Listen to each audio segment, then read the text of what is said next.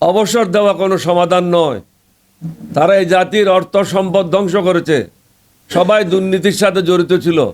সুতরাং তাদেরকে বরখাস্ত করে প্রয়োজন উল্টা লটকায়ে তরোয়ার দিয়ে উদ্যানে প্রকাশ্যে তাদের কাছ থেকে টাকা উদ্ধার করার ব্যবস্থা গ্রহণ করতে হবে।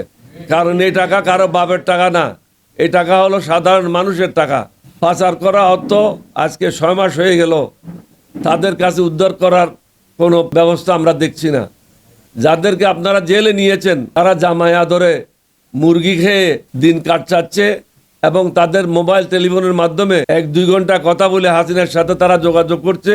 কোনো বড় ব্যবসায়ী যারা হাসিনাকে বলেছিল মরার পরেও থাকবো, অর্থাৎ দোজখে যাবে হাসিনা, তার দোজখেও থাকবে। দোজখে যারা থাকবে তাদের জন্য কি ব্যবস্থা করা হচ্ছে?